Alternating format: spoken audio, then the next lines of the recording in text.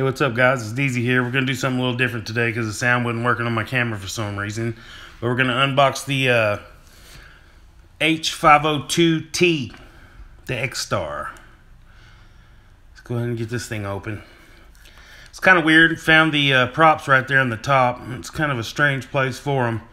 But it came with 4 props. I was sitting here still trying to figure out why the props were in the top. I mean, it's a brand new unit. It's just weird how they put the props right there in the top instead of inside the box like they usually are. Had a hard time getting this top open. The handle, the way this box on the inside was made, the handle, every time it got down, it would get caught on the dang box. So I had to keep lifting up the handle. Finally got it out, though. And it was upside down, not to mention. So I had to gently flip her over. This little box fell out, and it has the battery and I believe the charger in it.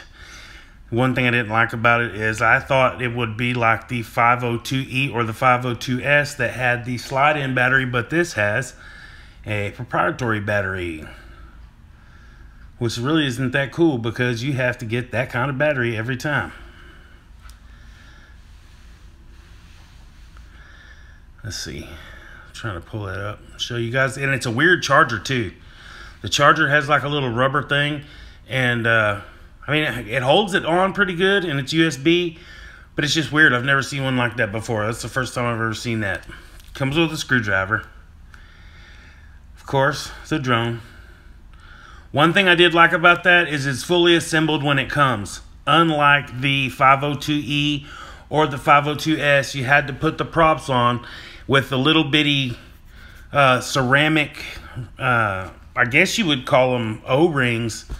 You had to put those on with the little bitty screws, but this one came already, you know, assembled. There's your battery slot, proprietary battery, like I'd said before, but feels a little bit more solid than the 502S or the 502E. It has a little bit more weight to it. And here comes the controller. Pulling it out. Like I said, I'm sorry about this, guys. I had to do a voiceover because the sound on my GoPro wasn't working. There's a strange card in there. I thought that it might have been a discount card or something. I was kind of happy. I was like, heck yeah, a discount card, which I've seen discount cards in a lot of other drones. But it wasn't. It was just a card saying, do not return to the store. Call us, and we'll make it right. If there's any problems, whatever. Gave us a number, but that's not a U.S. number. Of course, and there's your instruction booklet. Now to the transmitter. And the transmitter is pretty much the exact same transmitter as the 502E and the 502S. Pretty much the same one. Actually, the 502S is a little different because it has FPV. So it has a clasp for the FPV. But besides that, it's pretty much the same. I mean, it's definitely the same as the 502E. All your buttons, of course. Had to straighten up my camera a little bit. Basically, just run through the buttons here, and there's a battery. One thing that I did not like is it does not take a LiPo battery. It takes AA's or AAA's. I don't remember if it was AA's or AAA's, but it takes AAA's or AA's, and right there's some sort of connection.